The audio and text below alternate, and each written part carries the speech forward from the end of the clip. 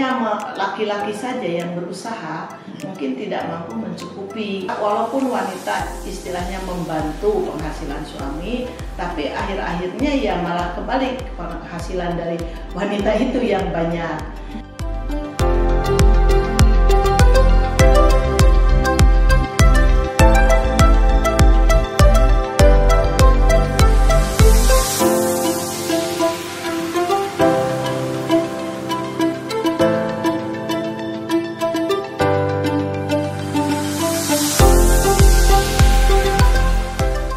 Sahabat terkasih, UKM Aufi mendapat kesempatan luar biasa. Kali ini memang sangat luar biasa karena mendapat jadwal liputan ke anggota AKR yang khususnya untuk ibu-ibu. Dan ternyata dari liputan hari ini UKM Aufi mendapatkan gambaran potensi anggota AKR khususnya kaum ibu itu sangat besar. Itu memberikan gambaran bahwa semangat kaum ibu untuk berwirausaha, berkarir sebagai wanita karir sangat luar biasa semangatnya. Nah, Ibu Farida, terima kasih kesempatan yang diberikan kepada UKM Aufi. Nah, mungkin Ibu pasti mempunyai gambaran sangat detail tentang bagaimana memberdayakan kaum ibu anggota AKR yang menjadi mayoritas ya Bu ya. Itu seperti apa potensi untuk mengembangkan potensi besar itu Bu? Silakan Ibu Farida. Baik Pak Mardiono, terima kasih juga atas kesempatan kunjungan Bapak ke Kopsah AKR. Sejak berdiri kita memang mengutamakan kaum wanita. Ya, jadi anggotanya pun mayoritasnya adalah kaum wanita. Kenapa kami sangat istilahnya mendukung bagaimana pemberdayaan usaha bagi kaum wanita. Ini karena kalau dilihat dari keseharian kehidupan, sebetulnya wanita itu kan dibilang paling lebih tahu lah di mana di rumah itu tidak ada beras, di mana anak itu belum iuran, terus di mana dibutuhkan istilahnya kebutuhan primer, sekunder. Nah, itu yang paling tahu itu perempuan. Maka kenapa di sini kami mengutamakan perempuan, karena kalau hanya laki-laki saja yang berusaha mungkin tidak mampu mencukupi untuk di strata golongan ekonomi yang lemah lah, masyarakat berpenghasilan rendah. Sehingga di sini mengutamakan pemberdayaan wanita. Maka walaupun wanita istilahnya membantu penghasilan suami, tapi akhir-akhirnya ya malah kebalik, penghasilan dari wanita itu yang banyak. Hanya menjadi utama akhirnya. Yeah. Karena apa? Yang wanita itu sebetulnya kebanyakan pekerjaannya itu dia tidak harus ke kantor setiap saat, berangkat pagi, pulang malam. Tidak, sebetulnya dia membantu suami, tapi dia bisa berusaha dengan tidak meninggalkan rumah. Nah, makanya kita lebih mendukung, mengutamakan bahwa pelayanan pembiayaan itu kepada wanita. Nah, kita berikan motivasi, dukungan, pemberdayaan itu bagaimana istilahnya dia mampu melaksanakan usaha yang memang tidak meninggalkan rumah, tidak meninggalkan tanggung jawab mengawasi anak-anaknya, yaitu industri rumahan. Jadi akhirnya menjadi multi tanggung jawab ya? Ya, menjadi multi tanggung jawab gitu kan.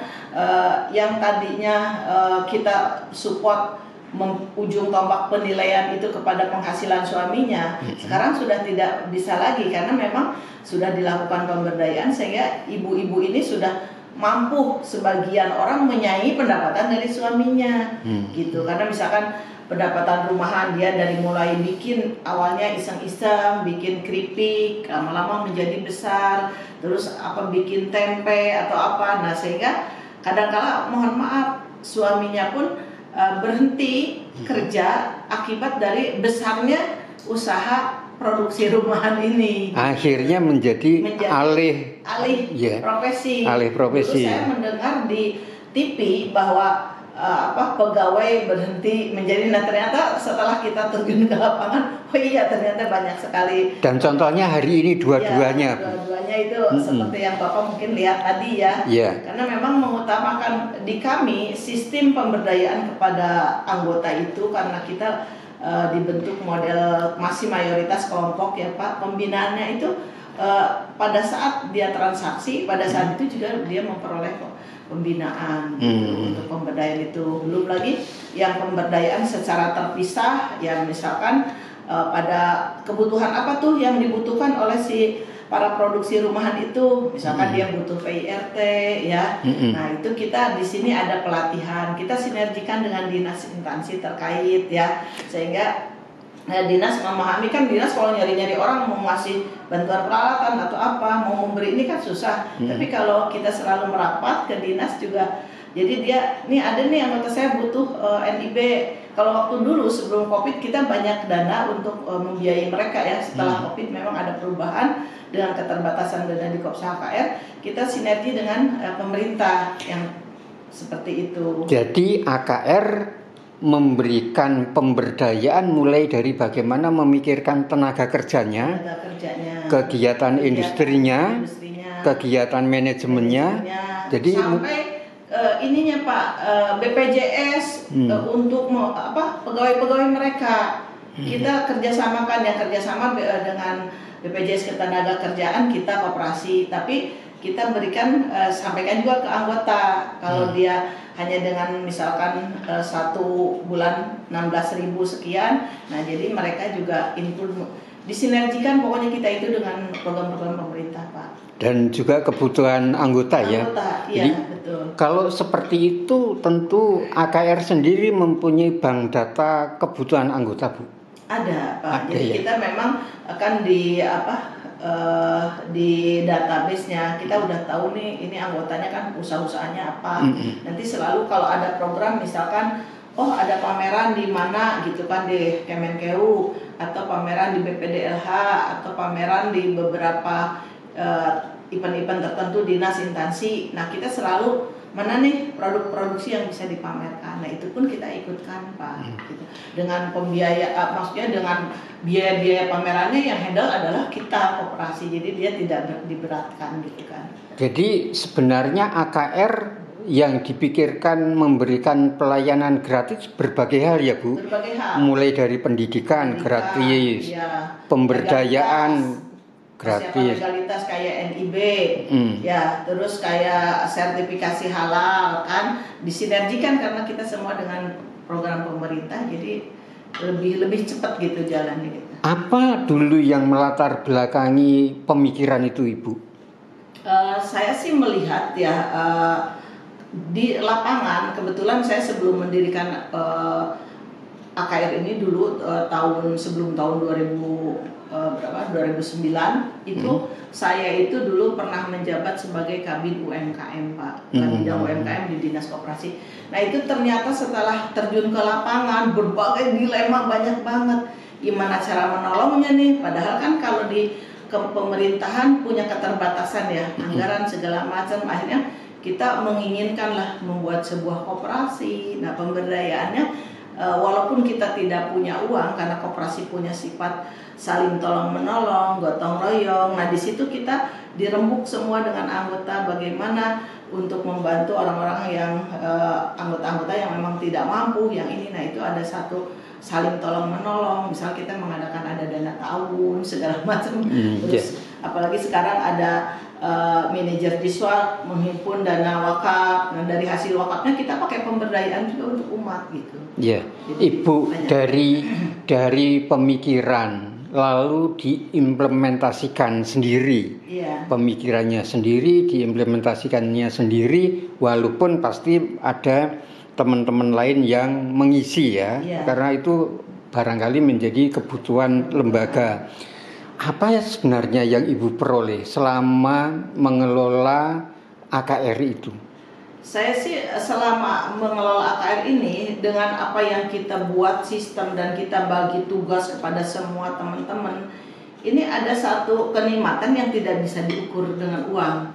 Karena kan istilahnya di sini ada kayak kegiatan sosial, beasiswa pendidikan, ada kegiatan sosial pendidikan kesetaraan. Nah itu tuh bisa ngangkat orang-orang yang tadinya lemah ya, tidak anaknya yang tidak sekolah cuma sampai SD, dia bisa membantu keluarganya jadinya, karena daya pikirnya kan sudah berubah kalau ke seterata SMA. Nah terus dibuka lagi sekarang kan program beasiswa kesarjanaan, beberapa orang sudah. Nah ini menjadikan multiplier efeknya tinggi, Pak. Multiplier efeknya tinggi, bukan hanya simpan pinjam sih ya, tapi bagaimana ini pemberdayaan umat yang memang harus kita pikirkan, yang di lapangan sendiri hal yang tidak mungkin, bahkan mungkin oleh pemerintah tidak tersentuh. Dan itu hasil yang membahagiakan Ibu barangkali ya? Betul, membahagiakan saya. Jadi rasanya melihat mereka tertawa tuh kita ada satu kenikmatan yang tidak bisa diukur dengan uang itu.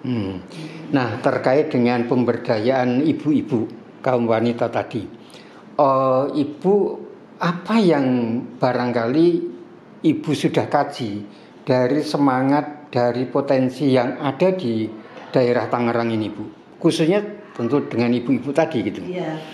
Kalau melihat dari semangat mereka, jadi dia itu mempunyai semangat tinggi bagaimana anak ini harus maju, ya kan? Harus bagaimana mengisi agar kita punya ilmu lah kasarnya. Nah, karena kalau dulu-dulu kan kayak rata-rata tuh yang jadi anggota itu kan pendidikannya rendah ya, Pak, rendah sekali. Anak-anaknya itu hanya cukup SD, hanya ini. Sekarang anak-anaknya udah meningkat. Karena kita support si ibu-ibu yang jadi anggota juga semangat tinggi. Iya, anak saya harus kuliah, harus ini. Nah, sekarang itu strata pendidikan itu meningkat. Dari situ kelihatan strata pendidikan meningkat. Terus bahkan si ibunya yang tadinya mungkin gaptek gimana, karena kita juga dulu kan ada pelatihan bagaimana usaha melalui e-commerce kayak gitu kan.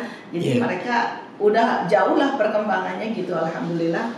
Karena istilahnya mereka diberdayakan ya, usaha-usaha mereka juga, apalagi dengan COVID itu kan tidak harus punya lapak, punya apa. Nah bisa pesan-pesan, kayak saya pesan goreng bawang tinggal telepon ke anggota kita, tolong kirim. Nah, jadi pokoknya lebih maju gitu, Pak. Jadi itu sangat senang banget mereka maju ya, lebih pesat kayak gitu. Jadi dari pemberdayaan ibu-ibu akhirnya ibu-ibu itu sendiri juga menjadi tiang pendidikan anak-anaknya ya.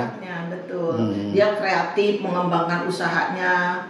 Karena dia udah melek nih istilahnya, melek teknologi gitu. Walaupun ada juga yang sebagian hanya belum bisa dia e-commerce, tapi dia udah bisa WhatsApp. Nah itu pun dia udah hebat, jadi ngirim gitu kan foto-foto produknya, terus lagi produksi. Nah mereka kadang-kadang, Bu pesen dong yang kemarin Ibu kirim, saya kirimkan lagi ke anggota. Itu satu model walaupun sederhana, hanya via WhatsApp tuh yang misalkan tidak pakai e-commerce, itu dia hebat gitu kan. Ibu, ini kan kembali lagi pertanyaannya, karena anggotanya adalah kaum wanita dan pada umumnya atau setidaknya kebanyakan kan level pendidikannya kan juga tidak cukup tinggi. Tidak cukup tinggi. Lalu ada kiat seperti apa sehingga ibu-ibu itu akhirnya mau dibimbing, mau didampingi dan memberikan hasil yang tadi yang anak-anaknya disekolahkan. Itu bagaimana konsepnya, Bu? Gini, si ibu-ibu itu bagaimana dia menjadi seneng gitu ya. Karena gini Pak, kayak kita itu selalu melibatkan mereka. Nah makanya itulah bedanya koperasi dengan lembaga keuangan lain ya Pak. Kalau lembaga keuangan lain kan banyaknya hanya menjual uang. Nah kalau kan kita kan koperasi include dengan pemberdayaan. Nah mereka itu selalu diikutkan, misalkan dalam RAT. Dalam RAT itu kan ada satu sirkulasi tentang produk bisnis mereka. Jadi mereka melihat contoh yang lain. Entar dalam acara misalkan yang diadakan Kemenkeu misalkan PIP di Bali, saya ajakkan beberapa orang, nah itu pun dia melihat, jadi akhirnya saling melihat, oh iya ya ini begini ya. Nah interaksi itulah sesama anggota yang kita lakukan di dalam forum RAT, di dalam forum pendidikan ataupun kumpulan. Nah itu yang mengakibatkan dia semangat sebetulnya. Jadi yang namanya RAT ada pameran-pameran produk ya. Itu juga merupakan bukan hanya promosi ya, bukan, tetapi ada interaksi. Ya. Dan itu juga menjadi arena pendidikan untuk saling komunikasi ya. Betul, arena pendidikan komunikasi. Dia kan saya kalau RAT itu karena jumlah anggota kan banyak ya, sampai 34.000. Jadi kita ini kan Pak ganti-gantian lah. Kalau tahun ini tahun depan ganti lagi yang ini. Jadi tidak selalu itu saja, supaya karena kita kan kalau semuanya kan terbatas ya dari segi biaya dan sebagainya. Nah paling kita 500 orang RAT, tapi itu selalu bergantian. Jadi itulah jadi interaksi. Nah apabila ada kegiatan misalkan pendidikan atau kegiatan juga di kumpulan, nah itu banyak sekali yang mereka berinteraksi sesama anggota. Ibu, terkait dengan dengan potensi yang juga dikerjakan oleh ibu-ibu, sebenarnya potensi ekonomi yang dijadikan lahan usaha itu apa sih Bu? Kalau dikelompokkan misalnya, apakah ada industri, perdagangan, kuliner, seperti apa juga? Di kita banyak Pak, jadi itu antara perdagangan, industri, kuliner, ya hampir rata gitu. Hampir rata ya. Karena dalam satu kelompok itu kita kan mengelompokkan itu tidak kuliner, ini tidak, tapi dalam satu kelompok itu adalah aneka ragam usaha. Itu tujuannya sekaligus untuk menjadi interaksi. Ya. Kayak kemarin itu ada seorang yang usaha, ya mungkin kan kalau habis Covid itu semua usaha tuh coba-coba ya Pak ya. Nah, dia misalkan nyoba ternak, tapi ternyata kan si ternak itu mati, segala macam kerugian bagi dia. Terus akhirnya dia bikin lagi usaha. Ya namanya waktu pasca Covid itu kan orang coba-coba usaha. Alhamdulillah dia sampai dia itu punya tunggakan ke kita, karena memang itu mati semua, kita juga bingung mau nagihnya gimana. Akhirnya sekarang dia udah bangkit lagi, usaha di tempe, bikin sendiri gitu kan, segala macam. Alhamdulillah sampai dia udah Bu sekarang minta di reschedule, intinya pembiayaannya di reschedule tuh sampai 2 tahun, jadi kecil gitu kan. Dia sekarang udah maju lagi. Ya seperti itu. Jadi karena satu kelompok kita berinteraksi itu beraneka ragam dari penghasilan, produksi ya ataupun jenis usahanya. Nah di situ ada satu lebih ya, keuntungan lebih, mereka bisa berinteraksi model-model usaha gitu kan. Bahkan bisa juga membeli sesama temennya, beli ini lah itu. Ibu sebagai sesama kaum ibu, lalu ibu kan karena juga langsung terjun ke anggota-anggota yang tadi yang kita klasifikasikan pendidikannya belum tinggi gitu tuh. Ibu sendiri memperoleh manfaat apa bergaul dengan ibu-ibu yang barangkali level pendidikannya justru di bawah tetapi mempunyai semangat tinggi tadi? Ibu mendapatkan apa? Saya sih kalau melihat ke strata yang ternyata ya di Indonesia itu masih terlalu banyak, bukan masih banyak, kalau kata saya masih terlalu banyak orang yang di strata rendah gitu ya, membutuhkan raihan tangan kita. Nah ini merupakan sebuah kadang-kadang menjadi bersyukur bagi kita. Kita alhamdulillah bersyukur sama Tuhan itu kita ditempatkan atau ditunjukkan bahwa kita harus menolong orang Pak. Hal seperti ini yang menjadikan saya senang di sini. Kita bukan hanya bekerja, tapi di sini justru kita beribadah, bagaimana kita beramal, bisa membantu orang, sehingga ya saya berharap sih nanti ke depan tidak ada lagi kesulitan bagi masyarakat Indonesia, karena sebetulnya miris banget ya kalau melihat kondisi Indonesia itu sebetulnya kalau alam cukup kaya segala macam, tapi ini yang kurang sentuhan tangan mereka, pendidikan kurang ya, segala macam kurang, fasilitas tidak ada ya. Tapi ya alhamdulillah sih kalau melihat Tangerang sih sampai Banten, Jawa Barat mah masih bersyukur ya, agak mending. Tapi kalau ngelihat kayak di TV tuh sampai Medan harus renang ya, itu saya lebih rasanya ini lihat begini aja, Masya Allah ternyata masih ada ya di pinggiran, ini kan pinggiran Jakarta gitu ya, di dekat ibu kota seperti ini. Nah, tapi saya bersyukur bahwa saya diterjunkan ke sini, itu merupakan satu tugas yang kasarnya membuka hati nurani kita atas apa yang kita miliki, ilmu dan sebagainya harus kita bagikan gitu, harus kita raih dengan tangan kita dan teman-teman melalui koperasi ini gitu. Ibu, adakah misalnya sebuah pengalaman menjadi guru kehidupan dari pergaulan dengan teman-teman anggota AKR yang dari baik baik level pendidikannya rendah, ekonominya juga kurang gitu. Adakah yang bisa ditimba sebagai guru, Ibu? Waduh, kalau itu banyak banget Pak, banyak banget. Apalagi kalau kita sudah terjun ke kegiatan sosial ya Pak. Kalau sosial kan kita fokus melihat bagaimana orang yang benar-benar duafa gitu kan, benar-benar duafa. Nah itu istilahnya yaitu orang itu bisa dia sangat sulit untuk mendapat makan, bahkan ngelihat ya kayak di Pandeglang dulu makanin nasi apa sih yang udah asem gitu Pak, dijemur. Oh iya. Ya, nah itu nasi aking ya. Nasi aking ya, yang dijemur kayak gitu. Nah sehingga kita waktu itu mereka terus anaknya udah gitu, anaknya kepalanya sakit hidrosefalus kan, ya terus bapaknya juga sakit, tapi dia tidak punya rumah yang layak, dia tidur di amparan yang pakai tenda biru aja, gitu. Nah dari situ kita satu pelajaran yang kita dapatkan itu berarti kita itu harus bersyukur sama Allah kita dikasih seperti ini. Nah terus yang keduanya kita harus punya bagaimana kita bisa membantu orang itu pelajarannya yang dulunya mungkin kita tidak pernah melihat. Nah terus terang jadi dengan melihat seperti itu pelajaran yang sangat berharga. Jadi belajar dari orang sekecil itu dia harus tumbuh ini. Nah sehingga apa yang harus kita perbuat, makanya di sini koperasi terus dikembangkan. Awalnya dulu tidak ada wakaf, sekarang ada wakaf ya, sehingga dari hasil-hasil itulah menambah dana kebaikan untuk orang-orang. Nah sehingga mampu mengangkat orang yang tadi dibuatkan rumah layak huni, diobatin, dia diikutkan BPJS ya, supaya dia bisa berobat yang hidrosefalus, terus bapaknya berobat punya BPJS juga kita bantu gitu kan.